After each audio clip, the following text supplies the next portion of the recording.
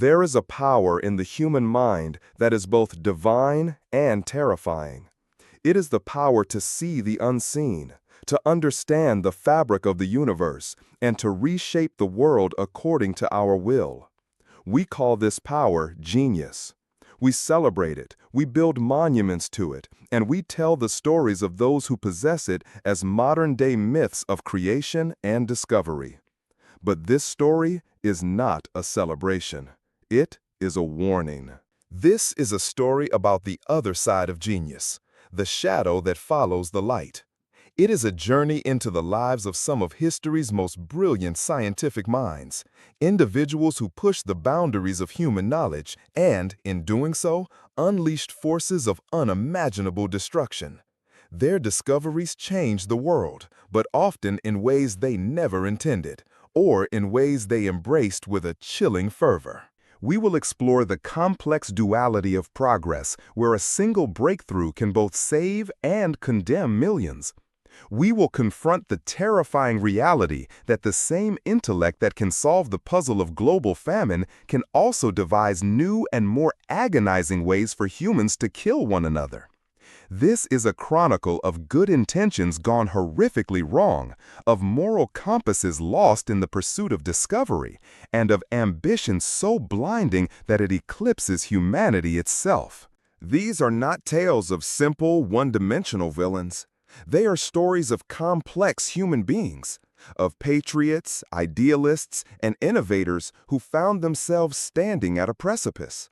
Some were haunted by their creations, their names forever stained by the consequences of their work.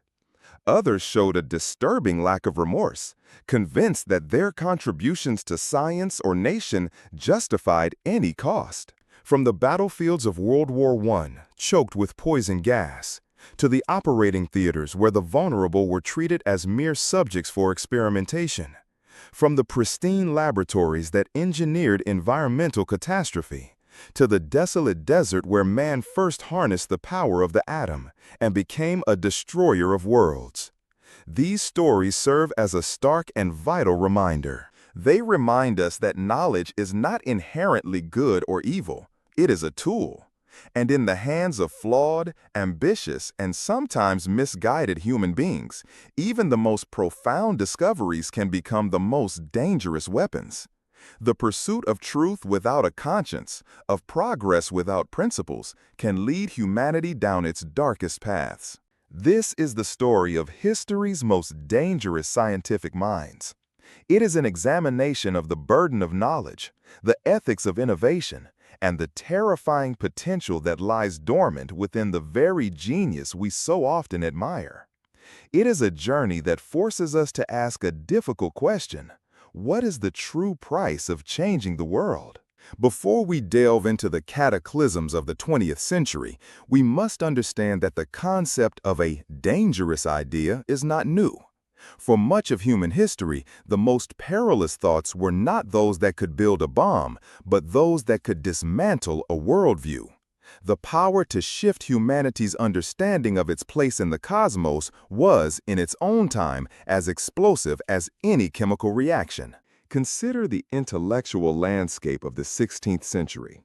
The heavens were a fixed and perfect sphere created by God, with the earth and humanity held firmly at its center. This was not just scientific doctrine, it was religious dogma, the very foundation of societal order and the authority of the church. To question it was to question God's plan, to invite chaos. Into this world came a Polish astronomer named Nicolaus Copernicus. Through meticulous observation and mathematics, he proposed a radical, almost blasphemous idea that the Earth was not the center of everything.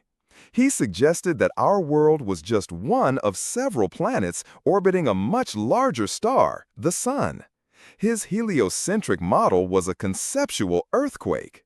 Copernicus, perhaps sensing the danger, waited until he was on his deathbed in 1543 to publish his masterwork, De Revolutionibus Orbium Caelestium. The idea was so dangerous that it took decades to truly take hold, simmering beneath the surface of accepted thought. It was a slow-burning fuse, waiting for a champion to light it. That champion was Galileo Galilei, an Italian astronomer and physicist with a brilliant mind and a confrontational spirit. Galileo did not just theorize, he observed. With his newly improved telescope, he saw the moons of Jupiter, the phases of Venus, and the craters on the moon. He saw evidence that the Copernican system was not just an elegant mathematical model, but a physical reality. Galileo's advocacy for this dangerous idea put him on a direct collision course with the most powerful institution of his time, the Catholic Church. His findings threatened not just a scientific theory, but a system of belief that had held sway for a millennium. The danger he posed was not to human life, but to the very structure of authority and truth. In 1633, the Roman Inquisition put Galileo on trial. Old and frail, he was found vehemently suspect of heresy. Forced to recant his work, to publicly deny the truth he had seen with his own eyes, he spent the rest of his life under house arrest. His crime was offering humanity a new, and to some, a terrifyingly insignificant place in the universe. This early clash between science and authority reveals a fundamental truth. A scientific mind becomes dangerous when its discoveries challenge the bedrock of a society's beliefs, power structures, or sense of self.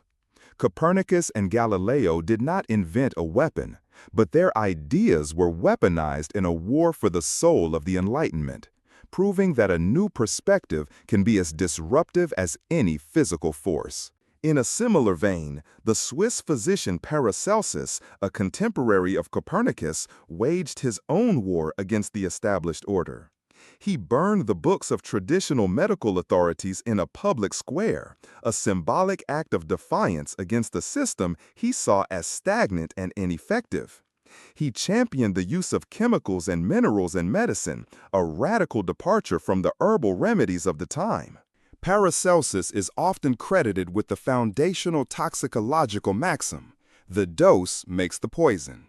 He understood the fine line between a cure and a killer, a concept that would echo with terrifying significance through the centuries to come. His rejection of authority and his alchemical leanings made him a dangerous and disruptive figure in the eyes of his peers, a man whose ideas threatened to upend the entire field of medicine. These early figures, while not architects of mass destruction, laid a crucial piece of groundwork. They established a precedent that science was a revolutionary force capable of toppling old worlds to make way for the new.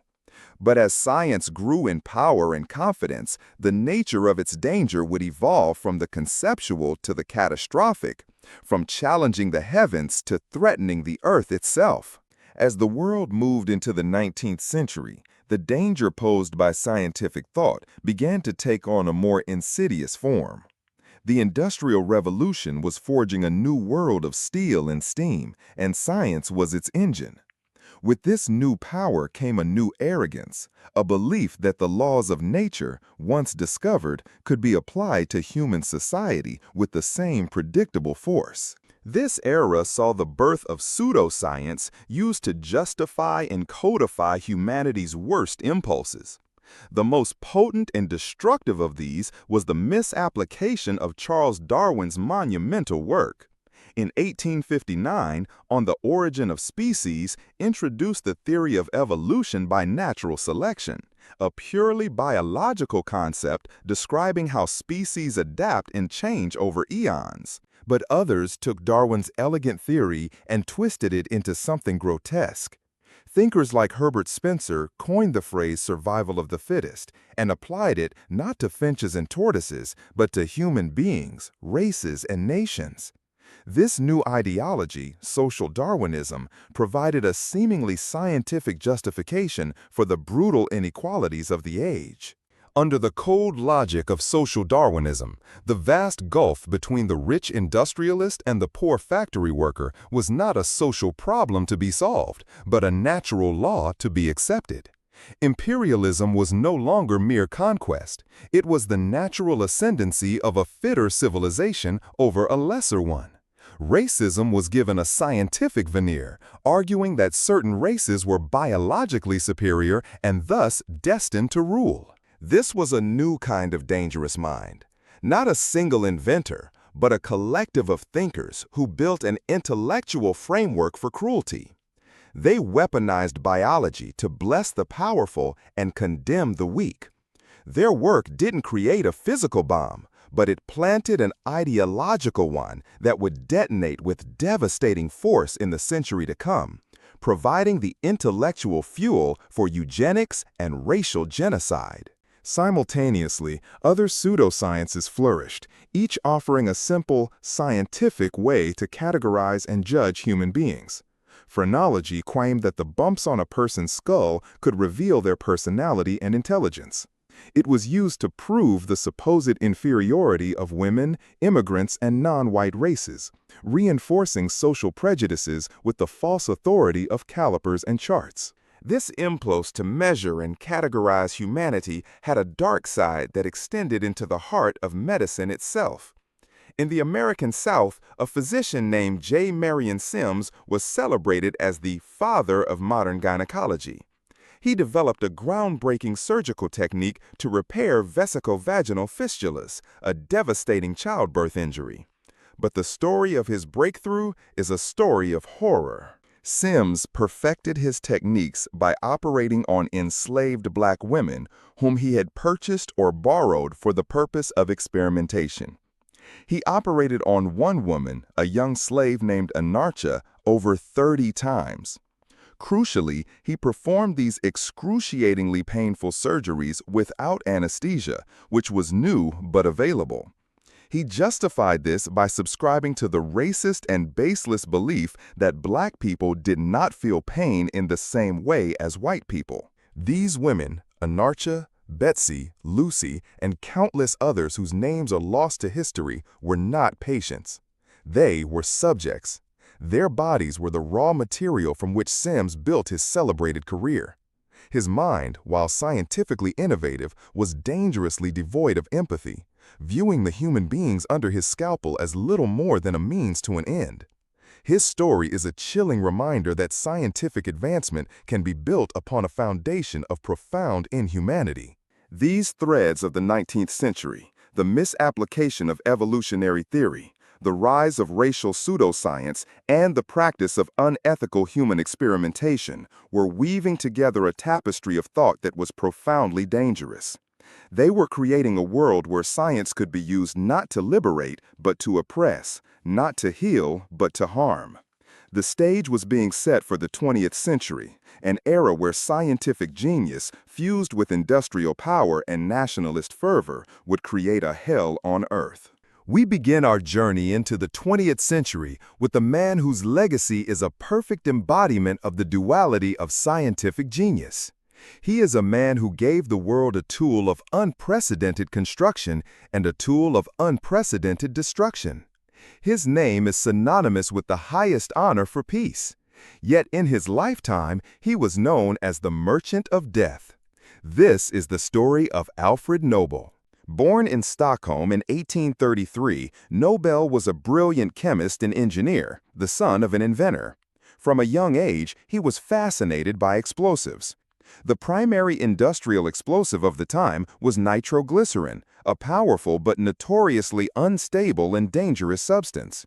It was prone to detonating unexpectedly, killing countless workers in mines and on construction sites. Nobel saw both the immense potential and the terrible danger of nitroglycerin. He dedicated himself to taming it, to making its power safe and controllable. After years of perilous experimentation, which included a factory explosion that killed his own younger brother, he had a breakthrough in 1867. He discovered that by mixing nitroglycerin with a porous silica-based earth called kieselguhr, he could create a stable, paste-like explosive. He called it dynamite. Dynamite changed the world. It was a miracle of engineering. With Nobel's invention, humanity could blast through mountains to build tunnels and railways, dig canals to connect oceans, and excavate mines to fuel the fires of industry. It was a tool that literally reshaped the face of the planet, accelerating progress in construction on a scale never before seen. Nobel became fabulously wealthy, a titan of industry with factories all over the world. But the power to move mountains is also the power to destroy cities. Nobel's invention was not confined to construction sites for long. The military applications were immediately obvious. Dynamite and its more powerful successors, also developed by Nobel, became the new heart of artillery shells, bombs, and torpedoes. The very stability that made it safe for miners made it reliable for soldiers. Nobel, a complex man who wrote poetry and described himself as a pacifist, profited immensely from the arms race that was escalating across Europe. His factories supplied the armies of the world. He was a man who believed that the sheer destructive power of his inventions would act as a deterrent, making war so horrific that no nation would dare to start one. He once wrote, "My dynamite will sooner lead to peace than 1,000 world conventions. As soon as men will find that in one instant whole armies can be utterly destroyed, they surely will abide by golden peace." He could not have been more wrong. Instead of deterring war, his invention simply made it more efficient and more deadly. He was the quintessential arms dealer, a man whose genius for chemistry was being used to perfect the art of killing. And the world was beginning to notice. In 1888, a French newspaper made a mistake that would change history. Alfred's brother Ludwig had died, but the newspaper confused the two brothers and published a scathing obituary for Alfred himself. The headline read, "Le marchand de la mort est mort," "The merchant of death is dead."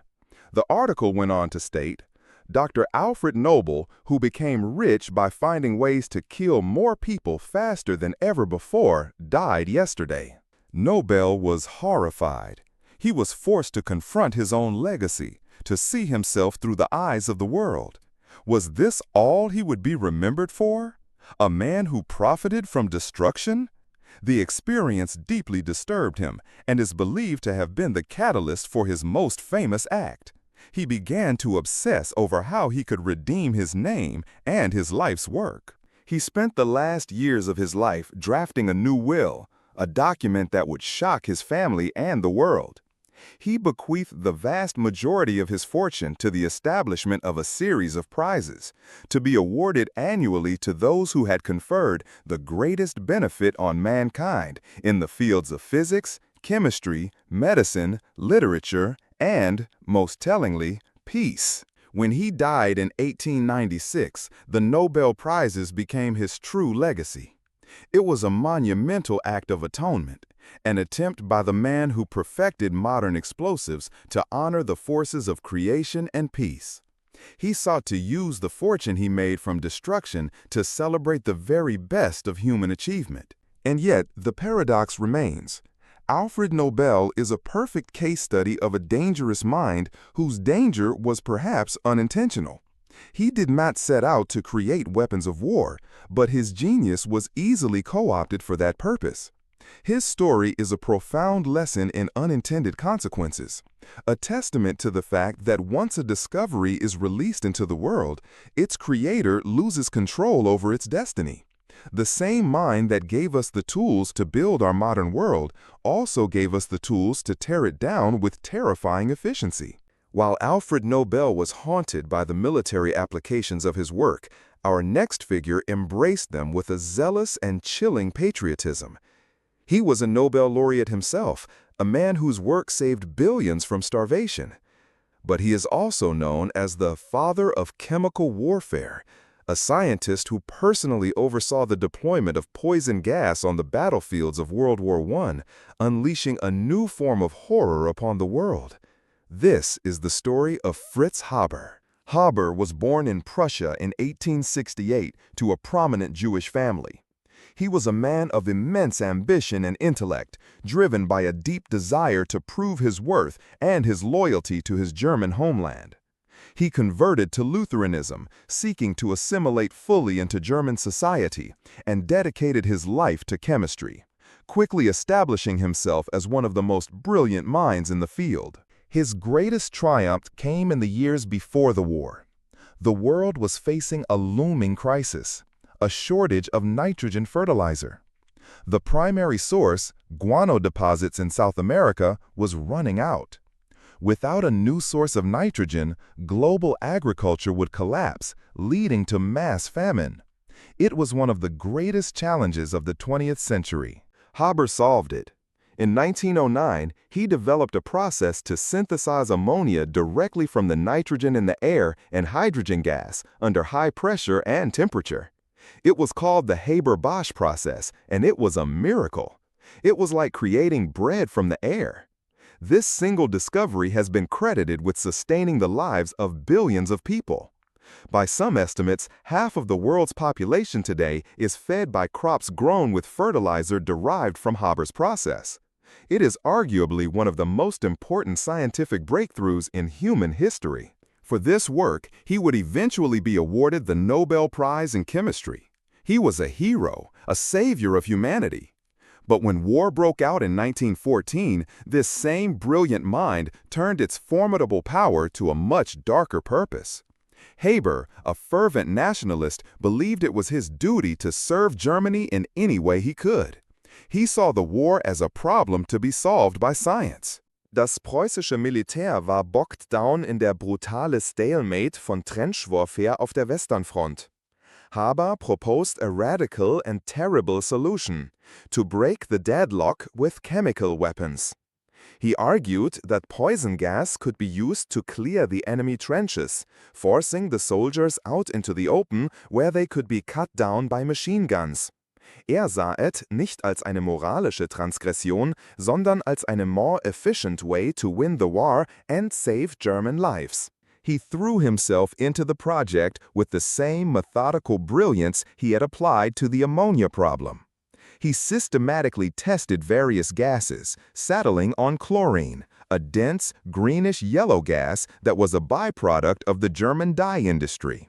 Chlorine attacks the respiratory system, causing the lungs to fill with fluid. The victims essentially drown on dry land, a slow and agonizing death.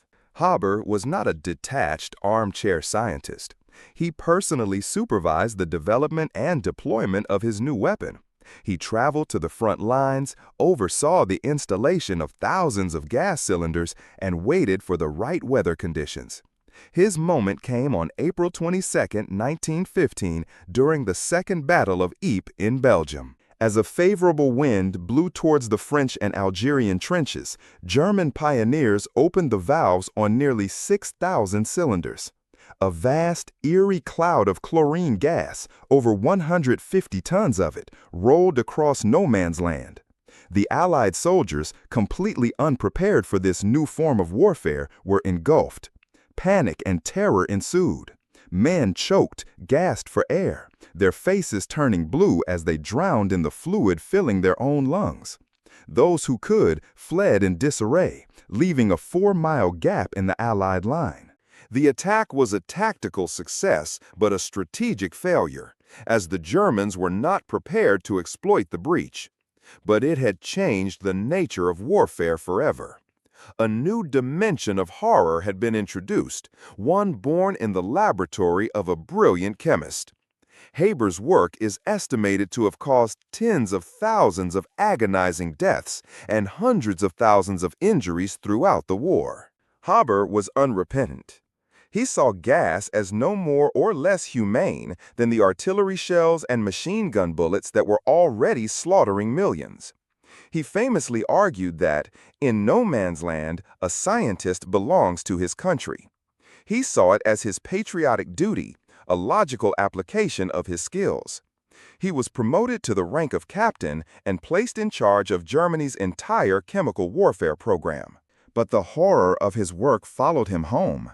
His wife, Clara Immerwahr, was also a gifted chemist, one of the first women in Germany to earn a PhD in the field. She was horrified by her husband's work, viewing it as a perversion of science.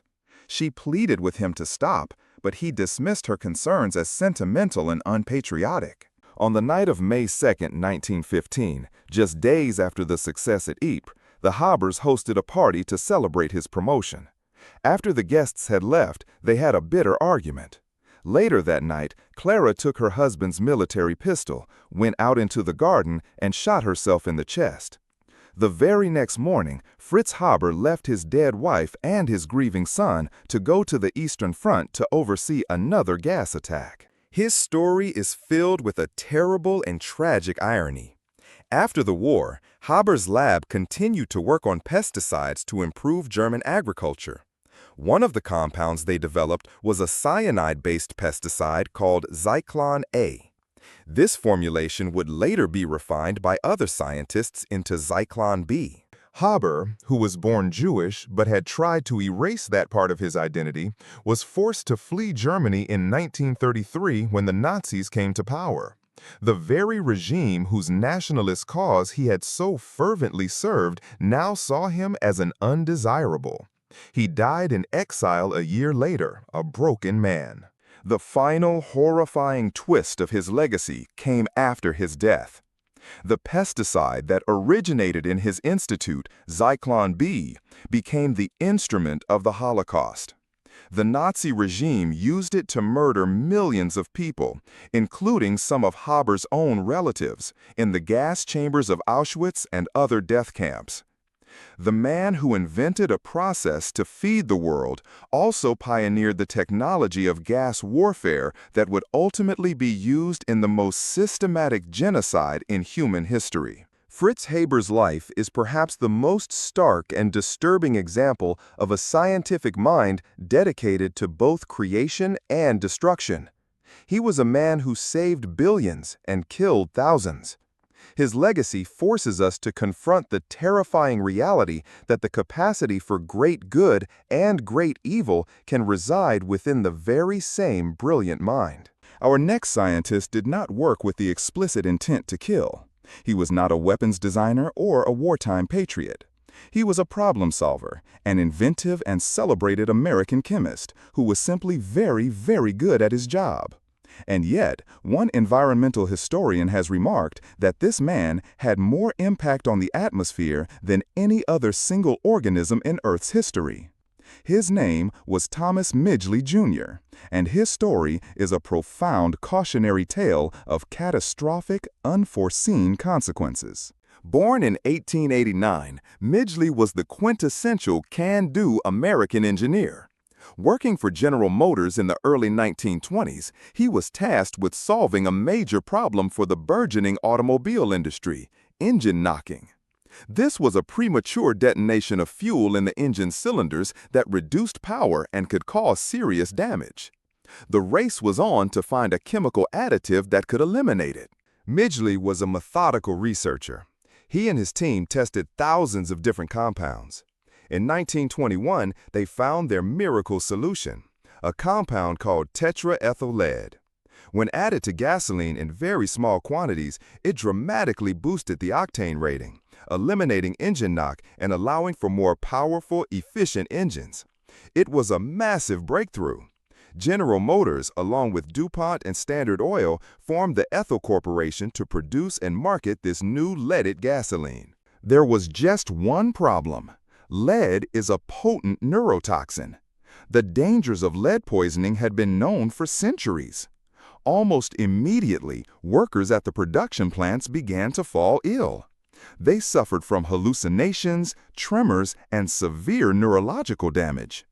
At one plant in New Jersey, the workers called the building the Looney Gas Building because of the insanity it induced. Within a few months, dozens of workers were hospitalized and at least 5 were dead. The public outcry was immediate. There were calls to ban the new additive. Midgley, a confident and theatrical man, went on the offensive. In a now infamous press conference, he sought to demonstrate the safety of his product. He poured the tetraethyl lead additive over his hands and then held a beaker of it up to his nose, inhaling its fumes for a full minute, all while declaring that he could do this every day without any ill effects. It was a lie. He knew it was dangerous. He himself had recently recovered from a bout of lead poisoning. But the public relations stunt worked. Backed by the immense power of the automotive and oil industries, and with reassurances from government-backed studies that were heavily influenced by industry, leaded gasoline went into mass production. For the next 60 years, cars all over the world would spew millions of tons of microscopic lead particles into the atmosphere. The consequences were a slow-motion global disaster. Lead settled in the soil, contaminated water sources, and accumulated in the bodies of millions of people, especially children. The statistical data is staggering.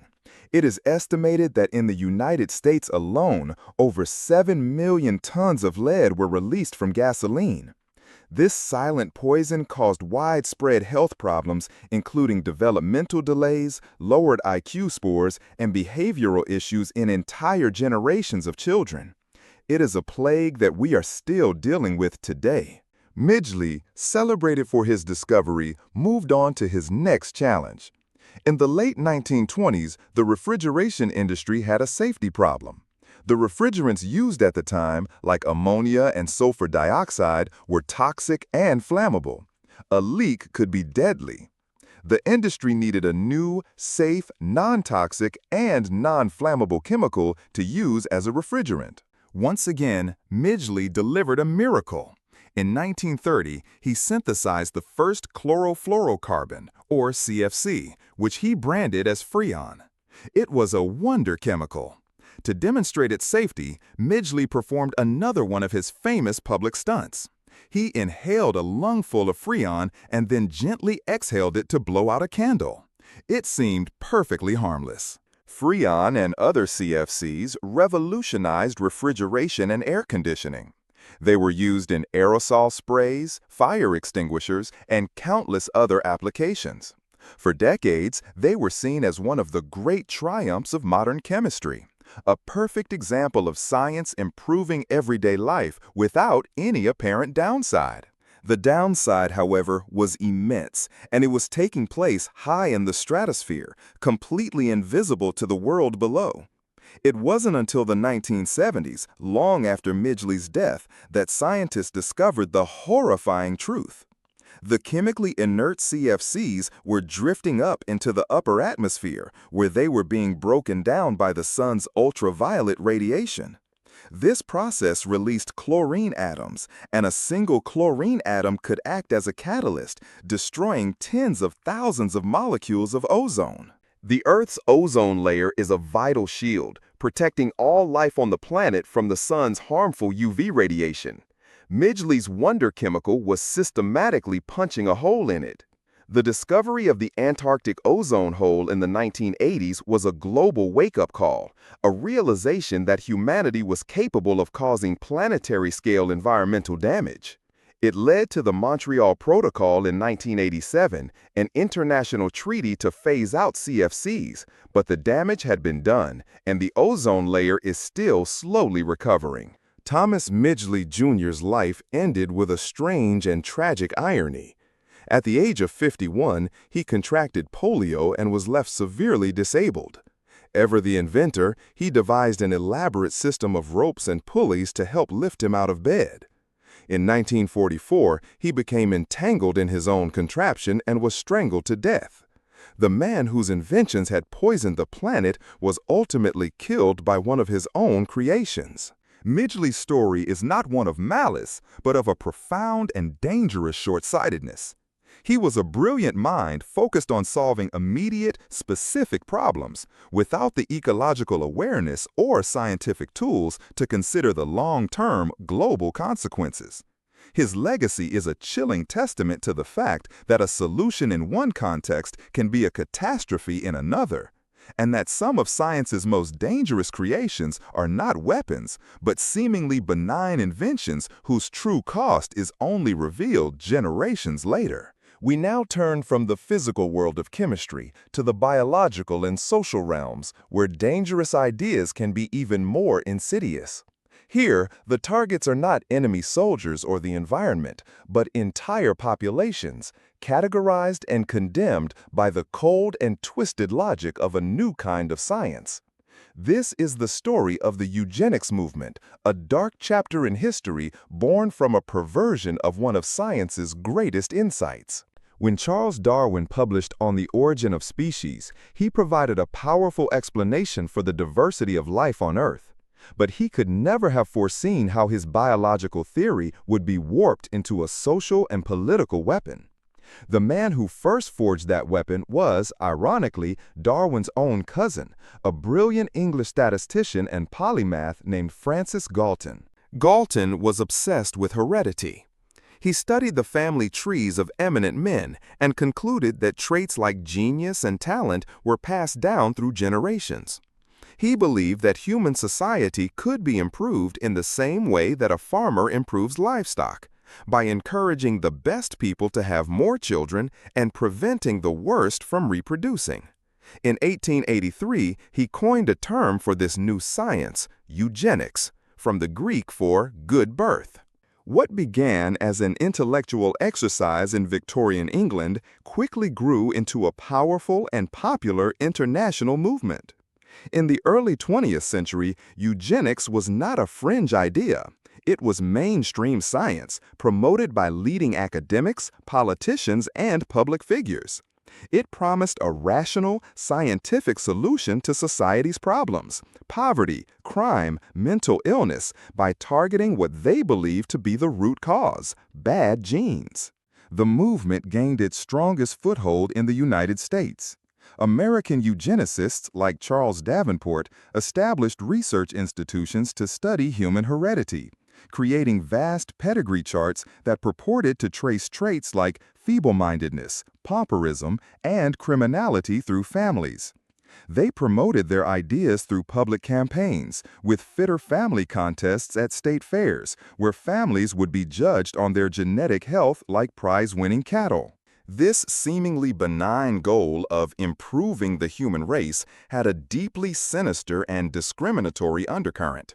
The traits deemed desirable almost always belonged to wealthy, white, Anglo-Saxon Protestants. The undesirable traits were associated with the poor, the mentally ill, and, increasingly, with immigrants from Southern and Eastern Europe, as well as African Americans and Native Americans. Eugenics provided a scientific-sounding justification for existing racial and class prejudices. The dangerous ideas of eugenics soon translated into dangerous policies. Eugenicists lobbied for laws to restrict immigration from genetically inferior nations, a sentiment that contributed to the passage of the highly restrictive Immigration Act of 1924. But their most chilling success was in the field of reproductive control. Starting with Indiana in 1907, states across America began passing laws that allowed for the compulsory sterilization of individuals deemed unfit to reproduce. These were people in mental institutions, prisons, and homes for the feeble-minded. The targets were disproportionately poor women and women of color.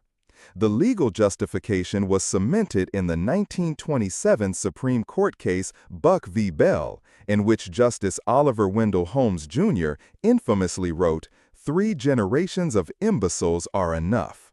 Over the next several decades, more than 60,000 Americans were forcibly sterilized by the state. They were denied the fundamental human right to have a family, all in the name of a flawed and prejudiced pseudoscience. They were the victims of a scientific idea that sought to perfect humanity by eliminating those it deemed unworthy. The influence of American eugenics spread across the Atlantic, where it was studied and admired by a rising political movement in Germany. The Nazis took the ideas of American eugenicists and pushed them to their most horrific and logical conclusion. The Nazi sterilization law of 1933 was modeled directly on American legislation. But for the Nazis, sterilization was only the beginning. The eugenic idea of a master race and the need to eliminate undesirable genes became the core ideological justification for the Holocaust. The same logic that led to the sterilization of the feeble-minded in Virginia led to the gas chambers of Auschwitz. Francis Galton could never have imagined the ultimate destination of his ideas, but his work created a framework that, in the hands of a genocidal regime, became a warrant for mass murder. The eugenics movement is a terrifying example of how a scientific concept, when stripped of its proper context and mixed with social prejudice, can become a powerful tool of oppression. It demonstrates that some of the most dangerous minds in science are not those who build weapons, but those who create ideologies that dehumanize others, providing a rational-sounding excuse for unthinkable cruelty. This dehumanization, this view of certain people as less than human, reached its absolute nadir within the medical profession during the 20th century. Here, the sacred oath to do no harm was not just violated, it was inverted. In the name of research and advancement, physicians and scientists committed acts of such profound cruelty that they remain a permanent stain on the history of medicine. We begin with a man whose legacy is still debated today, J. Marion Sims. As we discussed, Sims's celebrated surgical innovations in the 19th century were built upon the suffering of enslaved women. But his story is not an isolated incident. It is part of a long and dark history of medical experimentation on vulnerable populations, a history that continued and intensified in the century that followed. One of the most infamous examples in the United States began in 1932 in the heart of the rural South. This was the Tuskegee study of untreated syphilis in the Negro male. It was organized by the U.S. Public Health Service, the nation's leading medical body. The goal was to observe the natural, long-term progression of syphilis if left untreated. To do this, the researchers recruited 600 black men from Macon County, Alabama, 399 who had the disease, and a control group of 201 who did not. These men were poor sharecroppers, most of them illiterate. They were told they were being treated for bad blood, a vague local term for a variety of ailments. In exchange for their participation, they were offered free medical exams, free meals, and burial insurance. It was an offer that, for men with little to no access to health care, was impossible to refuse. But they were not being treated. They were being deceived. The researchers had no intention of curing them. Instead, they were subjected to painful and sometimes dangerous procedures, like spinal taps, which were presented as special treatments. The real purpose was simply to collect data, to watch and document as the disease ravaged their bodies over the course of their lives. The most unforgivable part of this betrayal came in the 1940s. Penicillin was discovered and became the standard effective cure for syphilis. It was widely available. The men in the Tuskegee study could have been easily cured. But the researchers made a conscious and deliberate decision to withhold the treatment from them. They went to extraordinary lengths to ensure the men remained untreated. They actively prevented them from seeking treatment elsewhere. When some of the men were drafted for World War II, the Public Health Service provided the draft board with a list of their names, with instructions not to treat them for syphilis. For 40 years, this study continued, a secret and shameful chapter in American medical history. By the time the study was finally exposed by a whistleblower and a press report in 1972, the human cost was devastating. 128 of the participants had died of syphilis or its complications. 40 of their wives had been infected, and 19 children had been born with congenital syphilis. An entire community had been betrayed by the very people who were supposed to protect their health. The Tuskegee study is a chilling example of institutionalized racism and scientific misconduct. The researchers saw the men not as human patients deserving of care, but as a unique research opportunity, a collection of walking data points.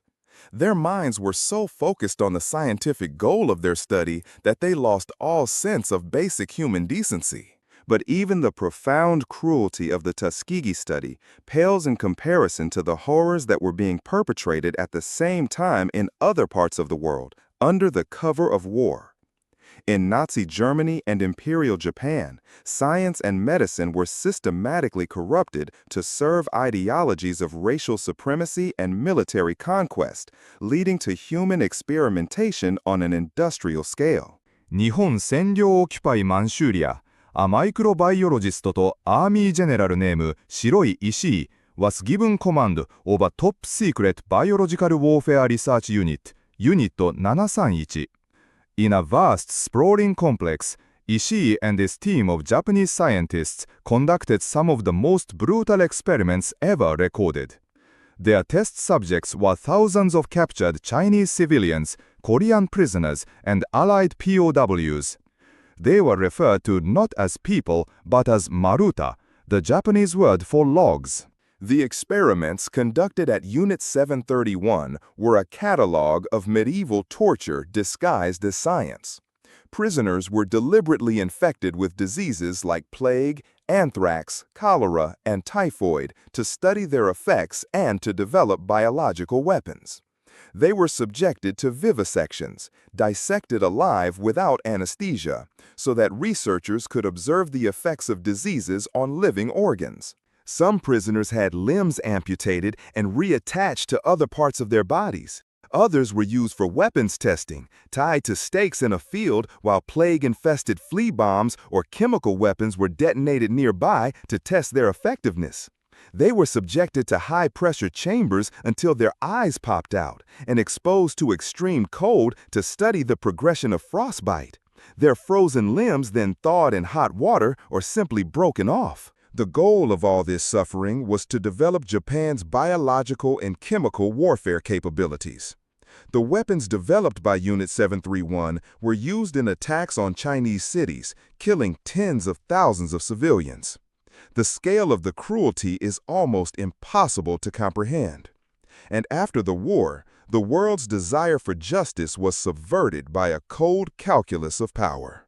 Instead of being tried for war crimes, Shiro Ishii and his top researchers were secretly granted immunity by the United States. In exchange, they handed over their vast trove of research data on human experimentation. The American government, eager to gain an edge in the burgeoning Cold War, chose to value the gruesome data over the lives of the victims. Ishii lived out the rest of his life a free man, his monstrous crimes never punished. In Nazi Germany, a similar perversion of medicine was unfolding in the concentration camps.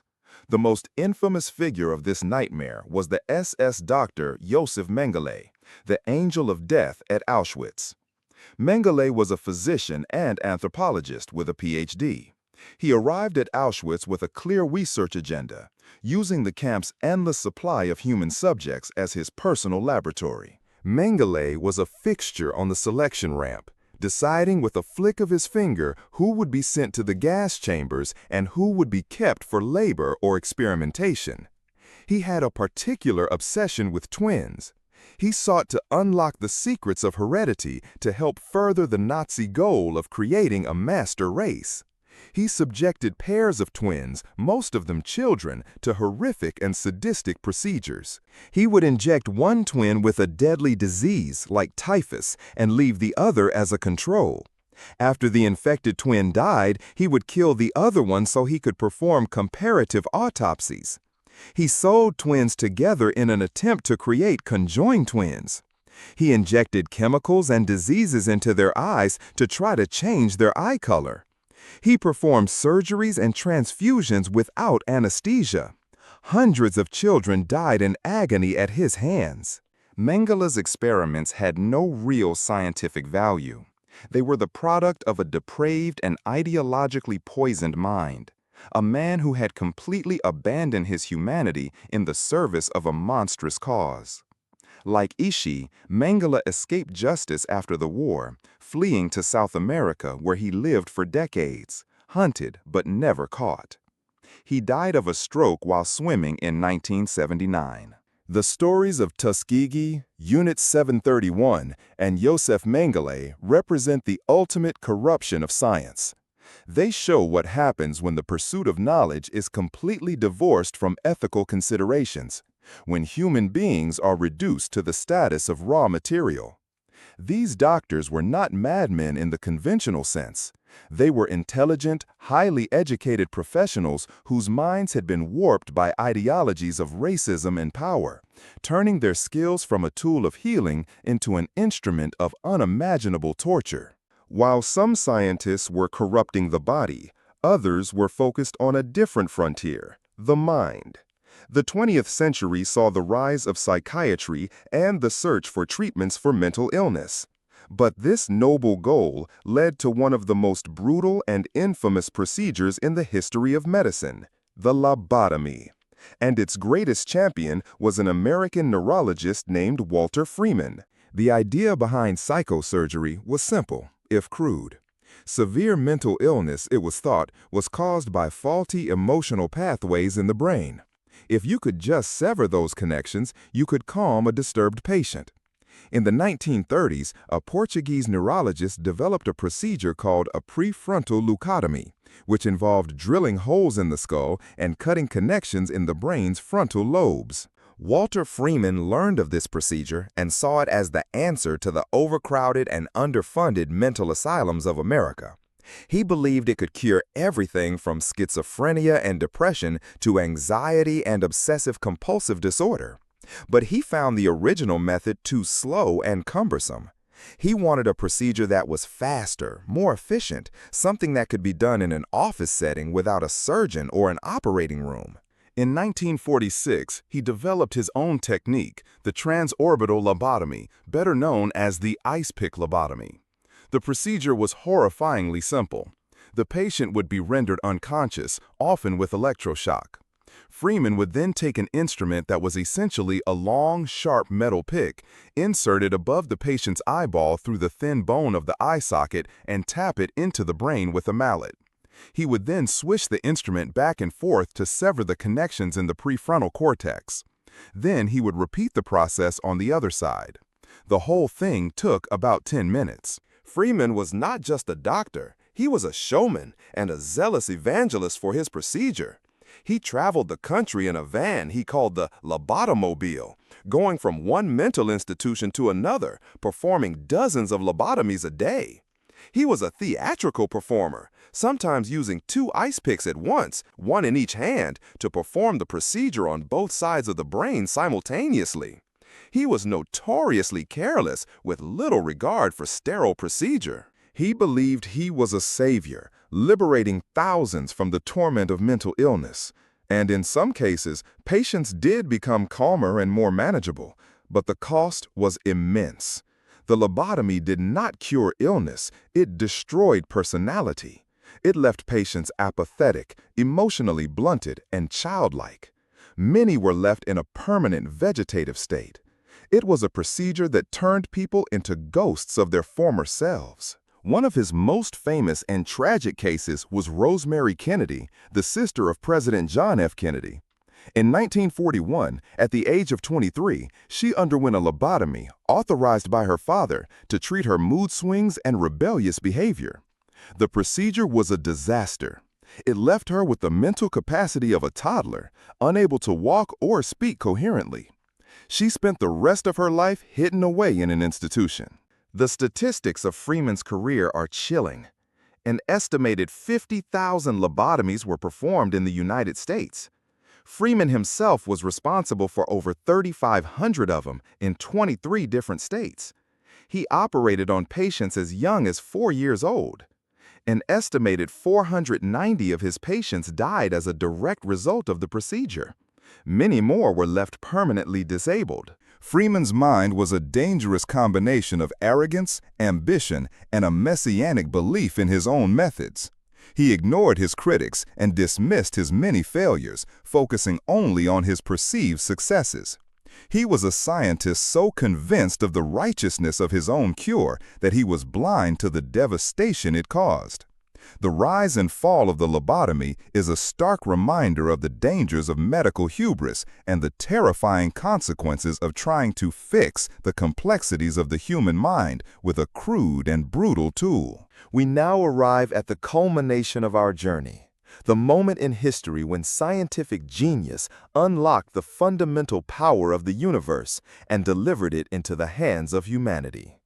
This is the story of the atomic bomb, a story of unprecedented scientific achievement and unparalleled moral reckoning. It is a story dominated by a cohort of brilliant physicists who, in a race against evil, created a power that would forever haunt the world. The road to the bomb was paved with a series of revolutionary discoveries in the early 20th century.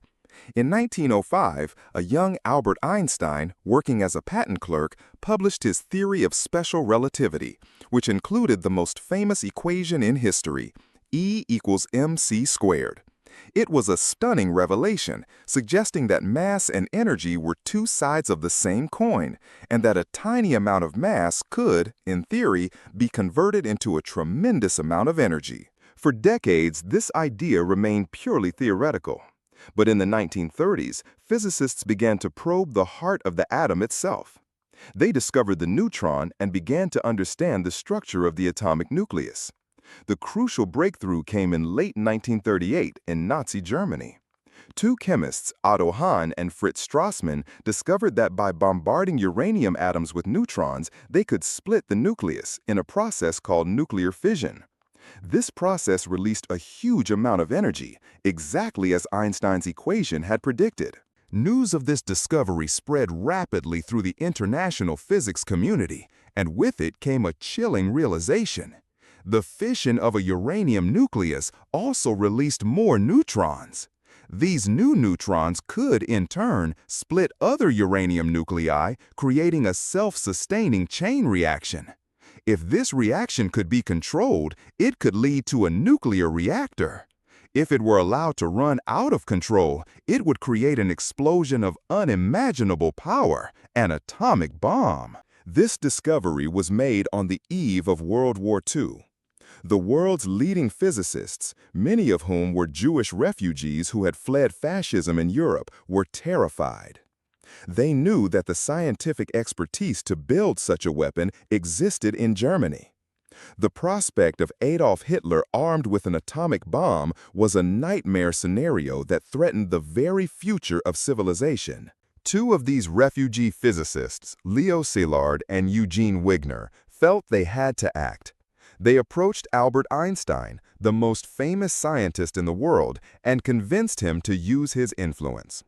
In August 1939, Einstein signed a letter addressed to U.S. President Franklin D. Roosevelt, warning him of the German discovery and urging the United States to begin its own atomic research program. The letter worked. Roosevelt was convinced of the danger. He authorized the creation of a secret project, one that would grow into the largest scientific and industrial undertaking in human history. It was given a code name, the Manhattan Project. Its goal was simple and terrifying: to build an atomic bomb before the Germans did. To lead the scientific effort of this monumental project, the U.S. government needed a very specific kind of person. They needed a brilliant theoretical physicist who could master the complex science of the bomb. But they also needed a charismatic and dynamic leader who could manage thousands of scientists, engineers, and technicians and unite them in a single, urgent purpose. They found that person in a complex, enigmatic, and deeply compelling man named J. Robert Oppenheimer. Oppenheimer was a prodigy. Born in New York City in 1904 to a wealthy family, he was a man of extraordinary intellect and diverse passions. He mastered physics, but he also studied Sanskrit, read poetry, and was deeply interested in philosophy and ethics. He was charismatic, arrogant, and often emotionally fragile. He was a man of profound contradictions, a theoretical physicist who loved the rugged landscape of the American West. In the 1930s, Oppenheimer became a leading physicist in his own right, establishing a major school of theoretical physics at the University of California, Berkeley. During this time, he also became deeply concerned with politics and social justice, troubled by the rise of fascism in Europe. He moved in circles that included communist sympathizers, a fact that would later come back to haunt him. When General Leslie Groves, the military head of the Manhattan Project, was looking for a scientific director, Oppenheimer was not an obvious choice. He had no experience managing a large project, and his political leanings were a security risk. But Groves saw something in Oppenheimer, a driving ambition and a comprehensive understanding of the task at hand. He made the controversial decision to appoint him. Oppenheimer chose the location for the secret laboratory where the bomb would be designed and built. It was a remote mesa in the desert of New Mexico, a place he had loved since he was a boy, called Los Alamos. In a matter of months, a secret city was constructed from scratch in the middle of nowhere. It became home to a collection of the world's most brilliant scientific minds, including Nobel laureates like Enrico Fermi and Niels Bohr, all drawn by the urgency of the mission and the magnetic leadership of Oppenheimer. For 2 years, under Oppenheimer's relentless direction, the scientists at Los Alamos worked against the clock. They wrestled with immense theoretical and engineering challenges. They had to figure out how to produce enough fissile material, either enriched uranium or plutonium. They had to design a mechanism to bring that material together to create a critical mass and trigger the chain reaction. It was a problem of staggering complexity, pursued with total secrecy and a desperate sense of purpose. Oppenheimer was the heart of the project. He was involved in every detail, mediating disputes between brilliant but egotistical scientists and translating the complex physics for the military leadership. He pushed his team to the limits of their endurance, driven by the fear that they were in a race against time. The pressure was immense. The fate of the world seemed to rest on their shoulders. By the summer of 1945, they were ready. They had produced enough plutonium for a test device. The site for this test was a desolate stretch of desert in southern New Mexico, which Oppenheimer, with his flair for the poetic, codenamed Trinity. On the night of July 15th, a plutonium implosion device nicknamed the Gadget was hoisted to the top of a 100-foot steel tower. As a storm raged, the scientists and military personnel waited in bunkers miles away. The tension was unbearable. No one knew for sure what would happen. Some feared the test would fail. A few harbored a wild, terrifying fear that the explosion could ignite the Earth's atmosphere and destroy the world. Oppenheimer himself had a bet with a colleague for $10 against his entire monthly salary that it wouldn't work. At 5:29 a.m. on July 16, 1945, the Gadget was detonated. The result was beyond anything they had ever imagined. A flash of light brighter than 1,000 suns illuminated the desert, turning night into day. A wave of intense heat washed over the observers. Then came the sound, a deafening, continuous roar that echoed off the mountains. A terrifyingly beautiful, multicolored cloud of fire and debris began to rise, forming the now infamous mushroom shape. The steel tower was vaporized. The desert sand was fused into a green, radioactive glass, later named trinitite. The power of the atom had been unleashed. The scientists, who had worked so hard to achieve this moment, reacted with a mixture of awe, relief, and profound dread. Some cheered, some wept. Oppenheimer's reaction was perhaps the most telling. He later recalled that, as he watched the terrible spectacle, 2 lines from the Hindu scripture, the Bhagavad Gita, came to his mind. The first was, "If the radiance of 1,000 suns were to burst at once into the sky, that would be like the splendor of the Mighty One."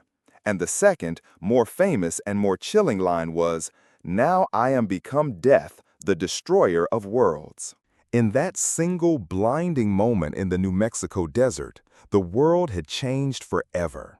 The scientists of the Manhattan Project had succeeded in their mission. They had built the bomb. But in doing so, they had given humanity the power to destroy itself.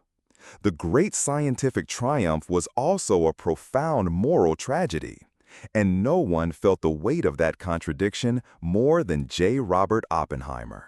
The successful test at Trinity set the stage for the final, horrifying act of World War II. By this time, in the summer of 1945, Germany had surrendered. The original justification for the bomb, the race against Hitler, was gone. But the war in the Pacific against Japan was still raging with ferocious intensity. U.S. military planners anticipated that a ground invasion of Japan would cost hundreds of thousands of American lives and millions of Japanese lives. President Harry S. Truman, who had only learned of the Manhattan Project after Roosevelt's death, was now faced with a terrible decision. He had a new weapon that could potentially end the war swiftly and save American lives. A committee of advisors recommended using the bomb against a Japanese city without prior warning to create the maximum psychological shock and force a surrender. Some of the scientists who had built the bomb were horrified by this prospect. A group led by Leo Szilard, the man who had initiated the project, circulated a petition urging the president not to use the weapon against the civilian population without first demonstrating its power to the Japanese in an uninhabited area. But their pleas were overruled. The momentum of war and the desire to justify the project's immense cost were too powerful. On August 6, 1945, a B-29 bomber named the Enola Gay flew over the Japanese city of Hiroshima. It was a city that had been deliberately spared from conventional bombing to serve as a pristine target to demonstrate the full power of the new weapon. At 8:15 a.m., the crew released a single uranium bomb, nicknamed Little Boy. It detonated about 2,000 feet above the city center. The result was an apocalypse. A blinding flash of light was followed by a wave of heat so intense that it incinerated everything and everyone near the hypocenter, leaving behind only shadows burned onto stone. A massive shockwave and firestorm leveled the city, destroying over 60% of its buildings. Tens of thousands of people were killed instantly. But the horror did not end there. Those who survived the initial blast suffered from horrific burns and injuries. A strange, black, radioactive rain began to fall. And in the days and weeks that followed, a new, invisible killer emerged: radiation sickness. People who had seemed uninjured began to suffer from nausea, hair loss, and internal bleeding. They died in agony, their bodies breaking down from the inside. 3 days later, on August 9, with the Japanese government still reeling and undecided on surrender, the United States dropped a second bomb. This one was a plutonium bomb, a copy of the Trinity device, nicknamed Fat Man. The target was the city of Nagasaki. Due to cloud cover, the bomb missed its intended target, but it still devastated a large portion of the city and killed tens of thousands more people. The combined death toll from the two bombings is difficult to calculate precisely, but it is estimated that between 129,000 and 226,000 people were killed, the vast majority of them civilians, men, women, and children who had been going about their daily lives. On August 15th, Japan announced its unconditional surrender. World War II was over. The scientists who had worked at Los Alamos reacted to the news with a complex mix of relief that the war was over and revulsion at what their creation had done. The celebrations at the lab were short-lived, replaced by a growing sense of guilt and responsibility. They had known the bomb would be powerful, but the reality of the flattened, irradiated cities and the immense human suffering was a burden that many of them would carry for the rest of their lives. The atomic bombings of Hiroshima and Nagasaki remain one of the most controversial acts in modern history. Supporters argued that they were a military necessity, a terrible but ultimately life-saving decision that brought a brutal war to a swift conclusion.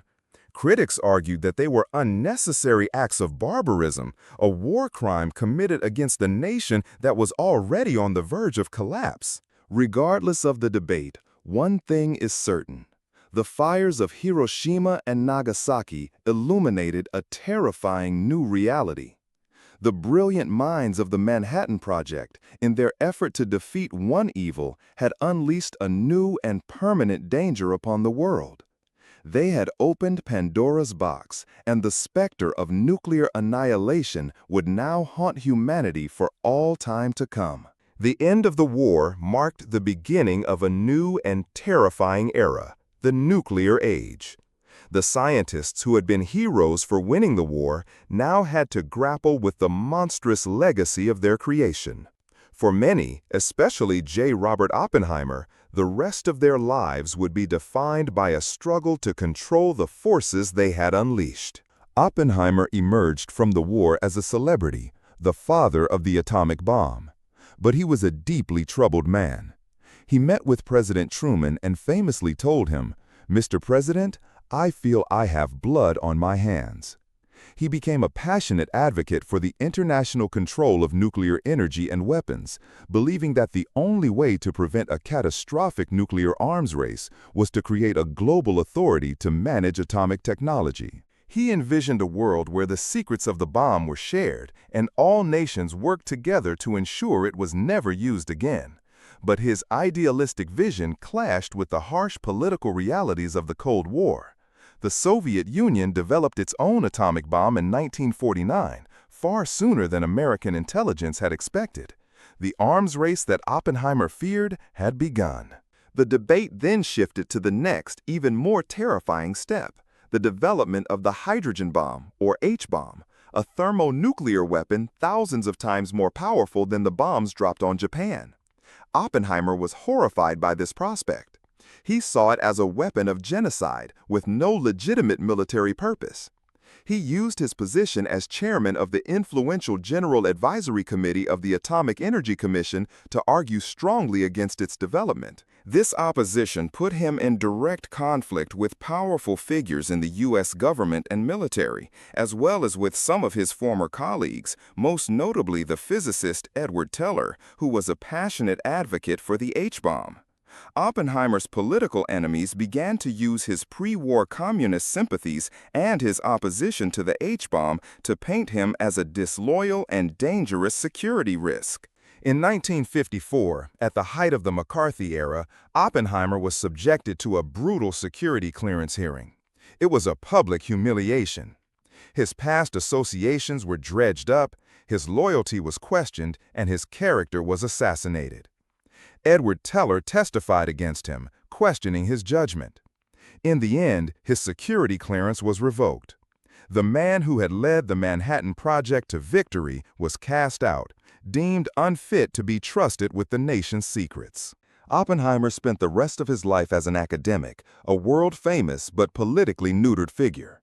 He became a symbol of the modern scientist's tragic dilemma, a creator haunted by his creation, a man of immense intellect who was ultimately powerless to control the political forces that his work had set in motion. He died in 1967, a man forever defined by his role as the American Prometheus, who had stolen fire from the gods and been punished for it. The legacy of the atomic scientists is a world living under a permanent shadow. The nuclear arsenals they made possible grew to an insane size, creating a doctrine of mutually assured destruction, or MAD, where the only thing preventing a global nuclear holocaust was the certainty that both sides would be annihilated. Generations grew up with the fear of nuclear war, with air raid drills and backyard fallout shelters. These brilliant minds, Einstein, Fermi, Szilard, Oppenheimer, and all the others, did not set out to create a world held hostage by fear. They were driven by a desire to understand the universe and, in the context of the war, by a desperate need to defeat a monstrous evil. But their story is the ultimate cautionary tale. It shows that even the most well-intentioned scientific pursuit, when combined with the power of the state and the pressures of war, can lead to consequences so vast and so terrible that they threaten the very survival of humanity. The journey through the lives of history's most dangerous scientific minds has been a sobering one. We have seen how the pursuit of knowledge, power, and progress can lead down dark and devastating paths. From the chemical weapons of Fritz Haber to the environmental poisons of Thomas Midley, from the racist pseudoscience of the eugenicists to the world-shattering power of the atomic physicists, the pattern is both complex and tragically consistent. These stories are not simple condemnations. They are explorations of the complex interplay between genius and hubris, between discovery and responsibility. They reveal that the danger often lies not in the science itself, but in the human context in which it operates, in the pressures of war, the blindness of ideology, the allure of ambition, and the failure to consider the long-term consequences of our actions. The legacy of these figures is not just one of destruction and despair. It has also led to a profound and necessary reckoning within the scientific community and society at large. The horrors of Nazi medical experiments led to the Nuremberg Code, the foundation of modern ethical principles for human research. The Tuskegee study led to new regulations protecting human subjects. The environmental disasters caused by leaded gasoline and CFCs gave birth to the modern environmental movement and a new awareness of our planet's fragility. And the ever-present threat of nuclear war has, for all its terror, forced a level of global cooperation and restraint that might not have otherwise existed. The very existence of these ultimate weapons has, paradoxically, prevented direct conflict between major powers for over 70 years. But it is a peace held by the thinnest of threads. The challenges and ethical dilemmas posed by science have not gone away. In our own time, we face new and profound questions that echo the stories we have explored. The power of genetic engineering, with tools like CRISPR, offers the promise of curing genetic diseases, but also raises the specter of a new eugenics, of designer babies, and a world divided into the genetically enhanced and the naturals. The rise of artificial intelligence presents a future of unknown potential and existential risk. Will we create a tool that solves humanity's greatest problems? Or will we create a mind that surpasses our own and renders us obsolete or extinct? The misuse of science to spread misinformation, as seen in the now discredited work of Andrew Wakefield, who falsely linked vaccines to autism, continues to have real and deadly consequences, leading to the resurgence of preventable diseases. These modern dangers underscore the central lesson from the lives of Haber, Oppenheimer, and all the others. Scientific progress has outpaced our moral and ethical wisdom. We have developed the power of gods without the wisdom and compassion to wield it responsibly. The most important work for the scientists of the future may not be in the laboratory or the observatory, but in the difficult, human work of building ethical guardrails for our own creations. The stories of history's most dangerous scientific minds are not just stories about the past. They are a mirror reflecting our own potential for both creation and destruction.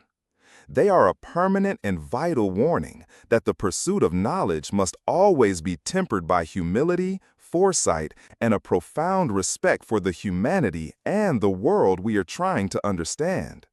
The double-edged sword of genius is now in our hands, and the choice of how we wield it will determine the future of our species.